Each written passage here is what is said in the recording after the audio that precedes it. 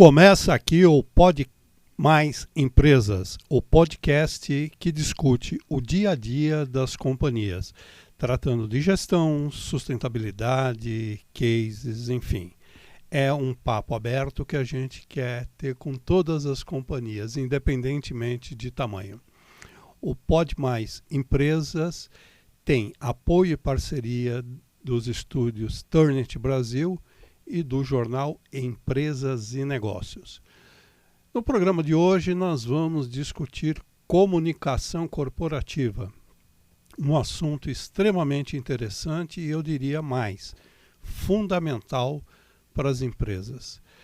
Trouxemos com muito orgulho e satisfação aqui um premiado jornalista e relações institucionais, o Renato Atiarto, que tem uma experiência vasta tanto no Brasil quanto no exterior. Ele que foi top team na categoria profissionais de comunicação corporativa no quesito mais admirados. Obrigado, Renato, pela sua presença e participação aqui com a gente. Nelson, eu é que agradeço, pelo convite. Muito obrigado. Com certeza você está enriquecendo o nosso trabalho aqui. Inicialmente, para a gente falar de comunicação corporativa, tem muita gente que conhece e que a pratica, inclusive. Outras companhias, às vezes, a organização tem zero de cultura. Então, vamos começar do começo. Como é que se implementa um programa de comunicação corporativa numa empresa? Nelson, gostaria de começar até falando um pouco do porquê a comunicação, Até uma frase bíblica de onde não tem luz, a escuridão toma conta, Então, comunicar é dar essa luz, é trazer os fatos, as informações para os mais variados públicos que a gente tem. E numa empresa, isso não é diferente, Você pega, por exemplo, uma pequena empresa, uma microempresa, um salão de beleza, uma estética, por exemplo, Você não tem comunicação interna. É muito bom ter comunicação interna, porque você precisa contar para os seus funcionários o que está acontecendo naquela empresa. Aliás, eu acho bem interessante esse aspecto, porque quando a gente fala em comunicação interna, vem a questão da indústria, a empresa X, a empresa Y, tem 3 plantas, precisamos organizar a comunicação interna, e é um trabalho extraordinariamente grande. Mas fala um pouco da pequena e da média empresa. Como é que ela estrutura o seu departamento de comunicação interna? É claro que Ou é um departamento de comunicação corporativa e a comunicação interna é um dos pilares?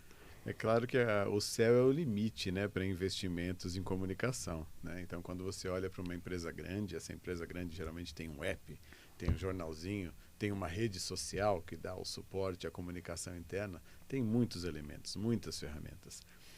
Mas não fique com essa ideia de complicado na sua cabeça. A comunicação interna é muito simples. Ela não precisa de grande investimento. Esse final de semana, eu fui até uma grande varejista ali, focada em papelaria, óbvio, Meus filhos estão voltando aí para a escola e precisam de material escolar.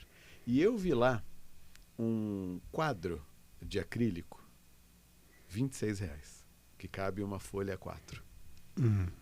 Se você comprar 3, 4 desses quadros, portanto, R$100, ele já vem até com adesivo, para você pregar na parede, para você colar na parede. Você pode gerar informações semanais, imprimir e colocar ali e dar aos seus funcionários essas informações do que está acontecendo na sua empresa. Por R$100. Você não vai precisar de aplicativo, você não vai precisar de e-mail marketing, você não vai precisar de mais nada a não ser um quadro de avisos e vontade, obviamente. Você está saindo bem do beabá, Ou seja, qualquer pessoa interessada vai na papelaria e já começa a colocar em marcha o processo. Agora a minha pergunta é, quem é que bola o conteúdo? Bom, primeiro o local, né? Você precisa colocar onde os seus funcionários estão. Então, na copa, por exemplo, da sua pequena empresa, seria um ótimo lugar. Quem bola, Que né? é um lugar bastante visitado, diga-se de passagem, né? Exatamente, né? A rota do cafezinho. E não um lugar que os clientes vêm, né? Eu acho que a comunicação com o cliente é uma outra comunicação. Comunicação interna é uma comunicação para colaboradores, para funcionários. Não que ela seja diferente. Específica, né? Não que a mensagem seja diferente, mas a forma de dar essa mensagem é diferente. Mas, enfim, quem que faz essa comunicação? Quem que cria? Quem que bola as mensagens? Olha, uma empresa muito pequena, alguém que tenha proximidade com RH, que saiba de tudo, tem que pensar quem sabe o que está acontecendo na empresa. E aí você conversa, olha, alguém que fez um curso, algum investimento que está acontecendo na empresa, enfim, quais são as novidades que ali chegam, algum serviço novo implementado. Você não precisa ter assunto todo dia, você não precisa ter assunto de repente toda semana, mas quinzenalmente pelo menos. Você só não pode, depois de 15 dias, se essa for a decisão sua de recorrência, deixar de mudar a informação. O primeiro a dar importância para isso deve ser você. E depois os funcionários certamente darão. Legal. Agora a outra questão é, a comunicação ela gera resultados? Olha, aí a gente vai E para um vou outro, mais adiante. Como medir? Aí a gente vai pular um grande passo, né? A gente está na comunicação interna, agora vamos falar um pouco de comunicação corporativa, né, Nelson, que a comunicação interna está dentro, mas isso envolve também a comunicação externa, né? A comunicação com a imprensa, a comunicação que vai colocar ali nos jornais, nos portais, né, informações sobre a nossa empresa.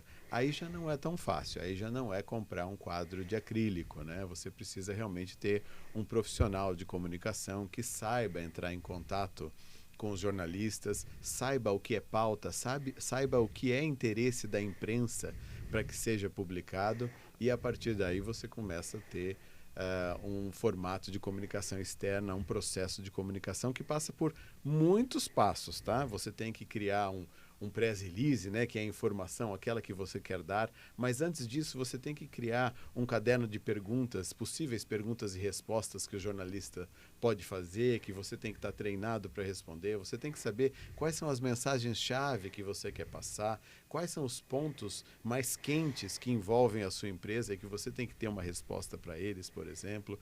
Então, isso envolve outras ferramentas de comunicação que só um profissional de comunicação pode fazer. Esse profissional de comunicação pode estar ligado a diversos departamentos, né, Nelson? Não necessariamente uma área de comunicação, mas pode estar ligado ao marketing, à área de relações governamentais, ao RH, por exemplo. Às vezes depende de cultura e do próprio tamanho da empresa, né? Exato. Para uma empresa grande, é de bom tom, sim, que tenha um time de comunicação específico ligado direto ao presidente. Agora, para empresas pequenas e médias, a gente sabe que isso pode não ser uma realidade e pode não ser nenhuma necessidade de criar um departamento de comunicação interno, né, na empresa. Você contrata uma assessoria de imprensa, por exemplo, que vai fazer esse papel. E aí a assessoria pode estar ligada ao marketing ou aos recursos humanos, que vai funcionar muito bem. E isso acontece bastante.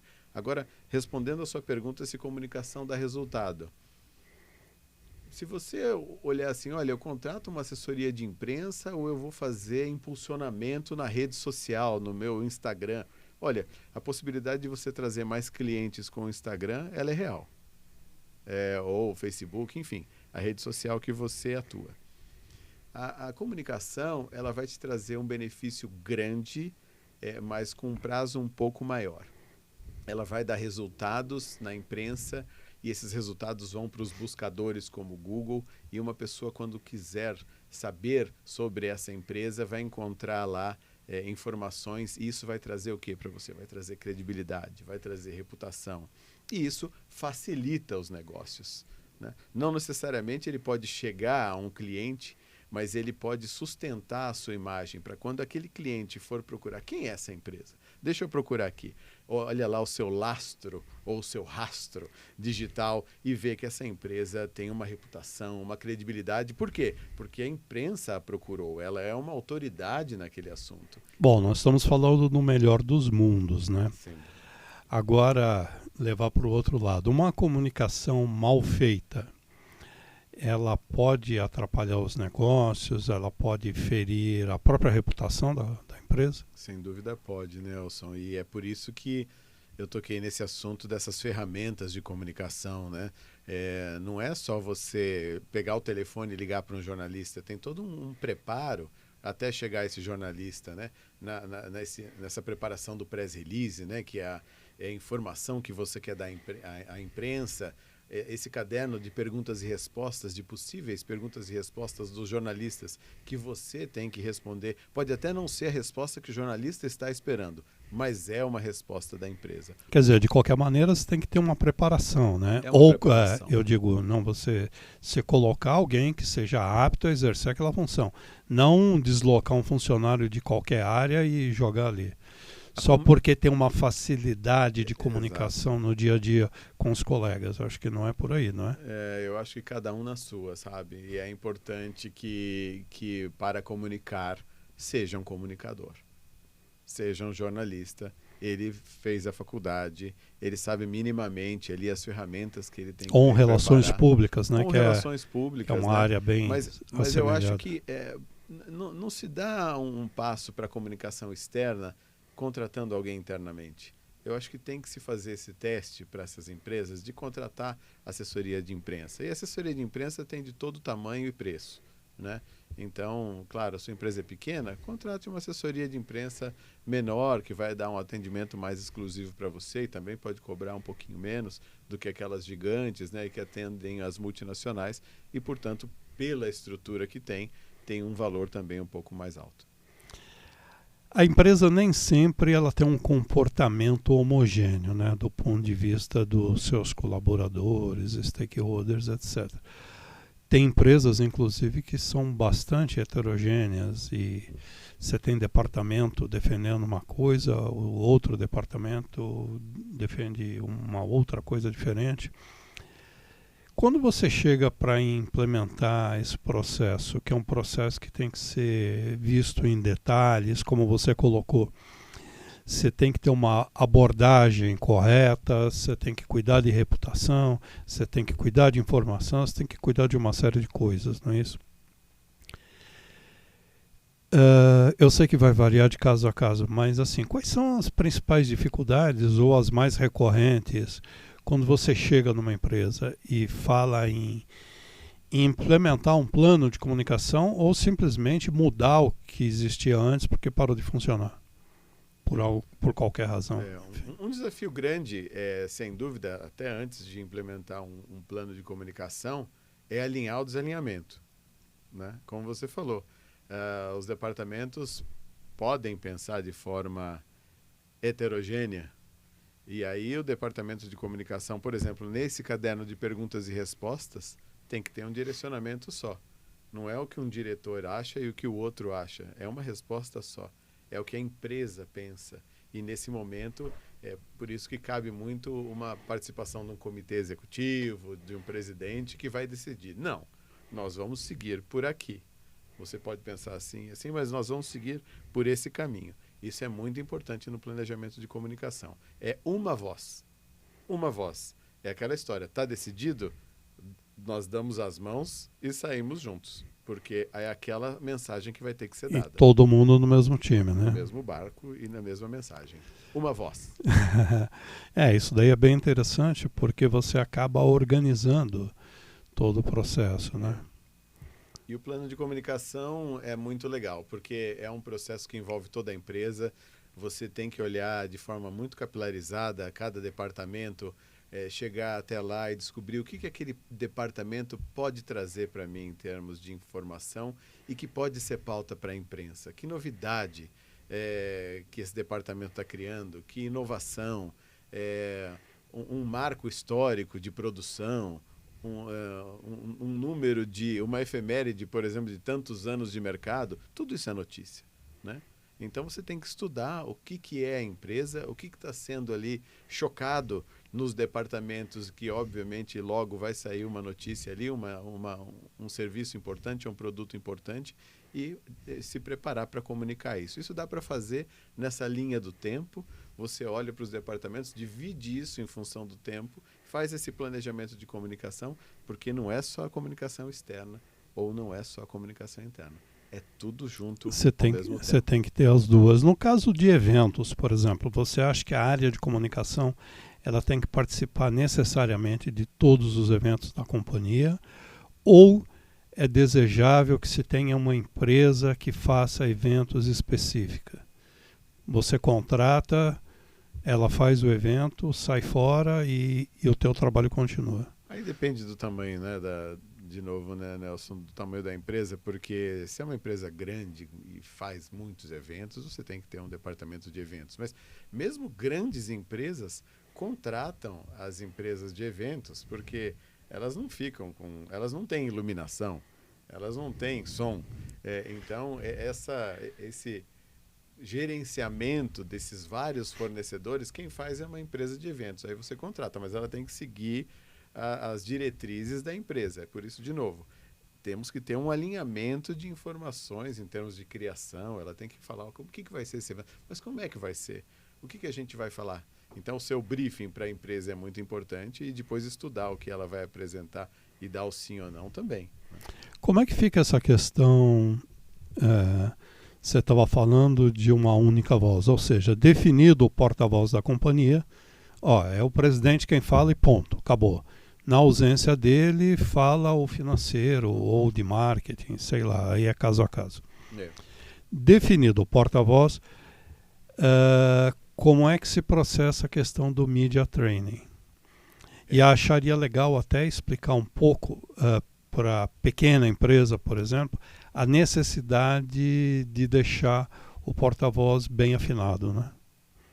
E o que eu disse também de uma voz, não é só também da questão de se ter um porta-voz da empresa, mas uma voz também no sentido de ter uma mensagem única, sabe? Que saia pela comunicação interna ou comunicação externa.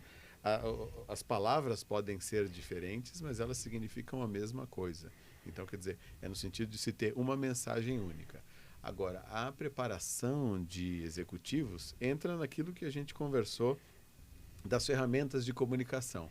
Você tem que treinar o executivo para que ele fale com a imprensa. E é uma evolução, viu? Eu, como comunicação corporativa, peguei executivos prontos e outros nada prontos. Então, você não expõe o executivo nesse primeiro momento.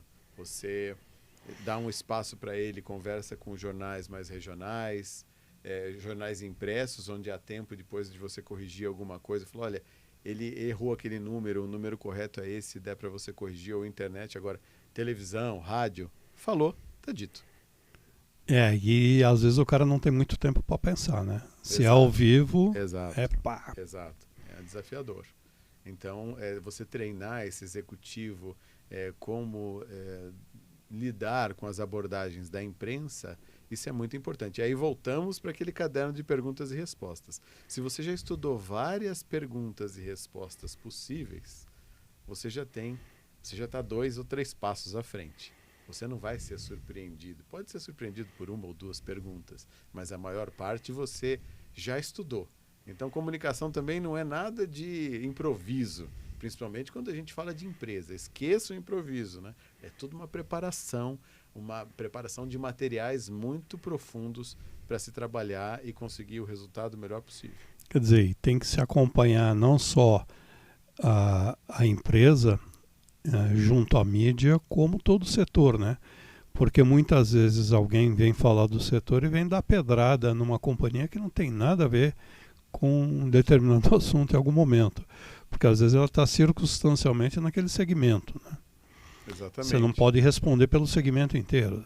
Não pode. Por isso também que tem as associações, né? Às vezes associações de segmentos ajudam muito nesse olhar mais abrangente sobre o setor e você não tem responsabilidade por responder tudo. Às vezes uma grande empresa é sempre questionada de tudo. Sim, mas é um cuidado que você tem que ter, mas né? não é posição dela responder sobre tudo, principalmente sobre questões setoriais. Bacana. Vamos ao nosso rápido intervalo agora e voltamos já já com o nosso papo de hoje com Renato Acciarto falando sobre comunicação corporativa. Até já. O portal Empresas e Negócios traz 45 mil oportunidades. E agora, 45.001. Tamo junto, Pode Mais. Siga-nos nas redes sociais. Voltamos agora para o segundo bloco, tratando de comunicação corporativa. Renato, você falou muito de jornalistas, muito de mídia de uma maneira geral.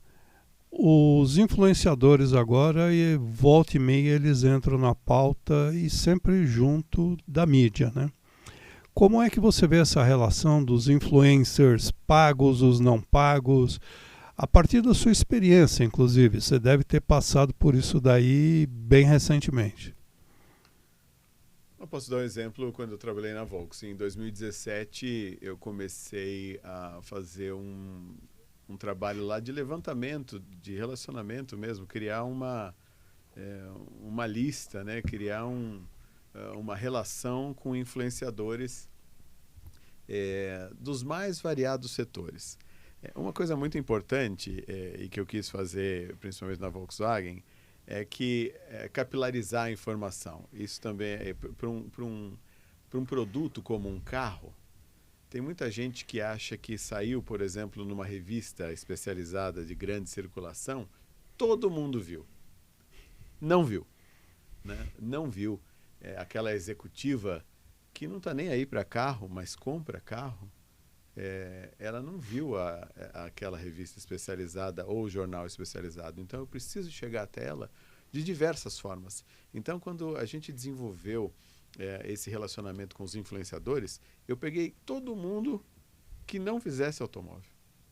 Então, até fisiculturista,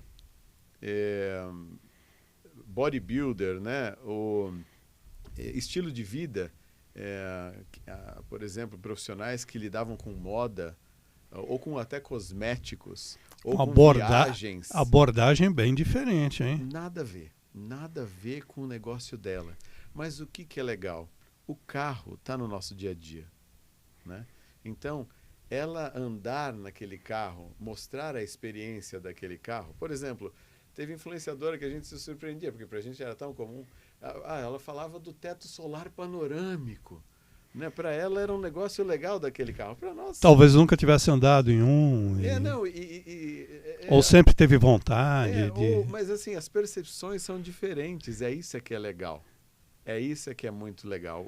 Você vai abrindo mais a comunicação, né? O jornalista especializado quer saber mais do torque, da potência, que é importante, é o trabalho dele, né? Consumo e tal. Isso, né? Uma avaliação mais técnica. E aí você pega uma influenciadora de moda, ela quer saber as cores que foram utilizadas no carro, a costura do banco, sabe? São outras visões. Isso é que é maravilhoso. Algumas das quais, possivelmente, você nem tivesse pensado, né? Não, a gente não pensou em nenhuma, na verdade. Foi tudo uma surpresa, uma grata surpresa. E você também tem um trabalho inicial, a gente teve um trabalho inicial para também ensinar esses influenciadores a como lidar com esse bicho novo para eles, que era o carro. Então, por exemplo, eu sou influenciador, eu não posso segurar o meu celular com uma mão e dirigir com uma mão apenas, ou tirar a cabeça para fora da janela, ou dirigir sem cinto. Então, eles também foram aprendendo, sabe? Quer dizer, foi um aprendizado de lá e de cá, né? E o legal é que isso criou uma relação de reciprocidade e até uma fidelidade, né? O legal do influenciador é que você pode oferecer para ele muitas coisas que interessam, né? O influenciador, ou você pode pagar, ou você pode oferecer uma experiência, né? Então, para uma montadora, o que é possível? O empréstimo de um carro quando ele vai sair de férias, ou uma grande viagem, Ou já chegamos a emprestar, por exemplo, carro até nos Estados Unidos. Então ele foi para a Disney. A montadora, como é multinacional, eu já cheguei a emprestar carro para influenciador nos Estados Unidos. Ou, por exemplo, vamos patrocinar o Rock in Rio ou outro show, você convida para que esse influenciador também participe. Então é o seguinte, é uma plateia muito legal, não pode ser desprezada, né? Eu só acho que não dá para misturar jornalista com influenciador. São abordagens diferentes, formas diferentes de conversar. Por exemplo, jornalista tem muito mais necessidade do ineditismo da notícia. Eu lanço o produto, eu tenho que escolher primeiro o jornalista. E conforme for o veículo que trabalha, ele vai querer saber muito de números, né? Números. Se eu vou lançar um carro para uma revista especializada, para um jornal especializado, isso é a matéria-prima dele, é muito importante. Já para o influenciador, se eu emprestar aquele carro dali um mês, para ele não vai fazer nenhuma diferença. Mas ainda é uma novidade que, para ele, que é de um outro segmento, ainda está super atual. Então, eu acho que misturar os públicos eu não faria, né? Isso daí pode gerar problemas, mas separadamente dá para fazer tanta coisa. A gente não pode deixar de olhar para os influenciadores digitais. Eles fazem um trabalho maravilhoso. Eu, quando comecei, também, além dos médios, peguei pequenos influenciadores, né? Porque tem uma pesquisa que os micro-influenciadores influenciam mais do que os grandes. Né? É curioso isso. É curioso, porque eles são realmente... É um outro universo, né? É um outro universo. Só que eu tive um problema um pouco com os micro e também fui aprendendo, foi um aprendizado, porque a qualidade, como eles começaram há pouco tempo, não tem tantos seguidores, ou não podem investir tanto, geralmente tem um outro trabalho, a qualidade do material às vezes não é tão boa. Eu não estou falando de forma generalista, por favor, me entenda, mas esse desafio eu passei. Então, aí você pega, por exemplo, uma foto que o influenciador já mede, tira, é uma outra qualidade, ele já tem uma câmera melhor, enfim, ele sabe que aquele negócio para ele é o trabalho dele. O micro, às vezes, não é o trabalho dele, é um hobby. É diletantismo, né? E aí você não pode ter o mesmo nível de exigência do que do outro. Mas é sensacional. Eu já tive fotos de influenciadores que o marketing quis comprar. De tão maravilhoso. Olha que interessante. Que ficou. Então, é maravilhoso essa relação com influenciadores. Essa é uma outra relação que também é mídia, né? Também é uma outra forma, que não é a imprensa, mas é um outro stakeholder relevante. Mas que tem que ser gerido pela comunicação, né? Ou não necessariamente? Eu acho que os não pagos, os mais de relacionamento, devem ser geridos pela comunicação. Agora, os que são pagos, talvez o marketing possa fazer isso, né? Porque aí, quando você fala com um influenciador e paga, você já dá as diretrizes. Olha, eu quero que fale isso, isso, isso. Aí já entra na compra daquele espaço do influenciador. Ele fala o que você quer. Claro que você tem que deixar ele livre para criar e não deixar de ser ele. Né? E isso é que é legal, porque ele é um criador, né? Os criadores. Agora, já o médio não, você não fala o que ele tem que fazer, você está convidando ele, é uma troca, né? Se ele quiser falar bem do seu carro, que fale, né? Mas você está dando essa experiência para ele, é mais um relacionamento. E eu acho que ninguém melhor do que o departamento de comunicação para fazer relacionamento. Não acreditem que existe só relacionamento com influenciadores. Com jornalistas também existe esse relacionamento e ele é muito importante. Como são pessoas, ainda não são robôs escrevendo a matéria. Ainda não, né? Ainda não, e eu acredito que nunca será, dependendo da mídia. Eu não acredito nisso. Existe uma coisa, né, um termo em inglês que se chama goodwill, que é a boa vontade. Então, se você tem um relacionamento com aquele jornalista, talvez, quando ele for escrever a matéria, os adjetivos que ele pode escolher, as palavras que ele pode escolher, são melhores para você e para a sua empresa, né? E é legal que ele conheça a sua empresa. E é por isso que o investimento no relacionamento com o jornalista é fundamental. Mas para que ele conheça a sua empresa. Você fala melhor daquilo que você conhece. Então é muito Sem importante dúvida. que os jornalistas do setor conheçam a sua empresa, mas tantos outros jornalistas, sejam eles de rádio, TV, qual veículo que for, que possam ter acesso Saiba do que está falando, né? aos executivos da sua empresa e ao seu departamento. Há pouco tempo você relatou uma experiência que você teve nos Estados Unidos. Falar um pouquinho sobre a sua passagem. De uma forma assim, bem resumida, quais são as diferenças básicas de se trabalhar nos Estados Unidos e trabalhar no Brasil?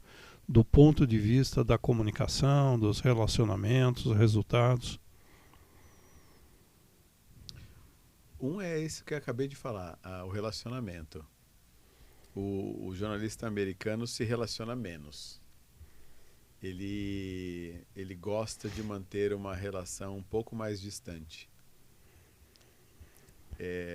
Isso tem a ver com a cultura do povo, tem a ver com uma nova forma de trabalhar. A que você atribui esse digamos, mais pé atrás? Acho que um pouco cultura. Você sabe, o compliance chegou lá primeiro, né, do que aqui. Então as preocupações de qualquer tipo de relacionamento eram maiores. Mas eu não vejo que o relacionamento pode servir de escudo. Reputação, sem dúvida, serve de escudo. Mas no caso, se a empresa fez algo errado, eu não vejo que o jornalista vai esconder isso. Ele não é funcionário da empresa. Ele é funcionário do veículo de comunicação. Isso. Ele pode ter um relacionamento com você, mas ele tem a isenção, ele precisa dar a notícia. Deve ter, né? E se a empresa Nem sempre fez tem algo errado, ele deve comunicar. Então, eu não vejo o porquê dessa proximidade que visa um conhecimento maior da empresa dele, né? Que ele conheça um pouco mais o que essa empresa está fazendo, que isso possa mudar o fato de algo que uma empresa cometeu algo errado. Eu não vejo isso. Acho que a isenção independe do relacionamento. Mas os americanos são um pouco mais reticentes com relação a isso. São formas diferentes de pensar, né? Mas olha, é muito legal. Estados Unidos também, eu vou te falar que foi uma experiência muito maravilhosa. Eles são os reis do marketing, e são da comunicação também, viu? Sabem fazer a muito coisa, né? bons e vários aprendizados. Eu trabalhei em Detroit num momento muito importante. Que ano que foi isso? Que era a comemoração, em 2011, que era a comemoração dos 100 anos da Chevrolet. Então nós pensamos ações mundiais em todos os países os quais a marca estava presente e foi maravilhoso, foi muito marcante. Legal, eu queria falar um pouquinho sobre sustentabilidade, que é um assunto que vai permeando as mais diversas conversas. Não é incomum hoje em dia, inclusive você vê algumas organizações com departamento de comunicação e sustentabilidade, ou seja, já tem uma fusão interna de áreas para cuidar do assunto. Como é que você vê o papel e a responsabilidade da comunicação no momento em que se discute sustentabilidade?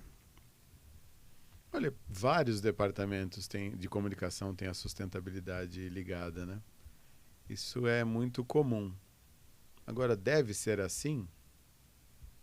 Não sei. Sinceramente, não sei. Acho que o que é legal da comunicação com relação à sustentabilidade é que a comunicação tem essa capilaridade na empresa, né? Então, ela sabe o que está acontecendo. E sustentabilidade também é um conceito bastante abrangente, né? Porque hoje se fala ESG apenas no aumento de gênero, contratação de mulheres. É muito mais do que isso. Ah, sem dúvida que é. Muito mais sem do que dúvida. isso. Eu acho que as empresas, muitas delas, infelizmente, foram por um caminho simples, que é só aumentar a quantidade de mulheres. Isso é ótimo, já deveria ter acontecido, é muito importante, mas é muito mais do que isso, né? Quando a gente fala, por exemplo, mesmo essa história de diversidade, quantidade de negros na alta hierarquia, PCD, isso a gente não vê. nas empresas ainda, e precisa ver. Não é só aumentar a equidade de gênero, é muito mais do que isso. De repente, as empresas foram por um caminho que fosse mais rápido, legal. E é legal isso, é legal olhar essa evolução da quantidade de mulheres nas empresas, a equidade salarial, imagina. Ainda tem empresa que paga salário diferente. Meu Deus do céu, isso é inaceitável. É incrível, né? Mas existe, né? Mas ainda existe. Mas enfim, as mulheres deram um passo muito grande, mas há outras coisas que devem ser olhadas. E dentro da sustentabilidade, não se esqueça que a gente tem também a governança. A governança não é algo que a comunicação tem que fazer. Tem que ter um departamento específico de governança. Não, até porque você tem questões muito técnicas. Do ponto de vista de finanças, por exemplo, para pegar só essa área, que nem sempre o RP ou o jornalista que é da área conhece. Eu acho que não tem nada a ver, né, com o são assuntos diferentes. São outras demandas. E até mesmo, Nelson, do ponto de vista ambiental, que também não tem nada a ver com o jornalista, né? Também é muito técnico saber, por exemplo, o que aquela empresa gera em termos de resíduos sólidos, ou gera em termos de emissão de gás carbônico, gera em termos de emissão de outros componentes químicos. De outros gases e recuperação, então, isso é etc. outra coisa, isso é um trabalho de técnicos. Talvez a comunicação, o Departamento de Sustentabilidade, pode congregar, né, todos esses dados e olhar também o que é importante comunicar ou não, mas atuar nesses vários segmentos dentro do ESG, isso, na minha opinião, está fora de questão. Acho que precisa de áreas muito específicas, principalmente quando a gente está falando de governança e de sustentabilidade do ponto de vista técnico, ambiental. Isso realmente tem que estar na mão daqueles que... É desejável, então, que sejam separados Não, a comunicação pode, eu acho que congregar esses dados, ela pode reunir esses dados, até, como a gente falou, pela capilaridade. Mas atuar no levantamento de dados ou até na governança, isso eu acredito que não seja uma função da comunicação. Não é o papel, né? Não é o papel. Tem uma outra questão que tem tudo a ver com a área de comunicação, que são os processos de criação. Campanhas, produtos, etc, etc. Você acha que tem que ter uma área de criação necessariamente vinculada à comunicação? Você acha que tem que ser uma área mais afeta ao marketing? Você acha que ela pode ser terceirizada? Para uma empresa que está pensando em se estruturar um pouco mais, o que você considera o que seria, digamos assim, o desejável? Depende de que criação, né, Nelson? Se for uma criação para uma peça publicitária, aí acredito que uma agência de publicidade dessa empresa possa fazer essa criação. Se forem peças ali para comunicação interna, né, ou comunicação digital da empresa, isso eu acredito que possa ser feito por parceiros, né? A gente tem que olhar muito hoje para parcerias, né? Isso reduz o custo, aumenta a agilidade, aumenta a capacidade, né? Nem sempre você tem que ter esse profissional internamente. Você pode ter muitos parceiros que hoje, com muita competência e agilidade, podem te atender. Bacana. Esse é um assunto que certamente rende outras pautas.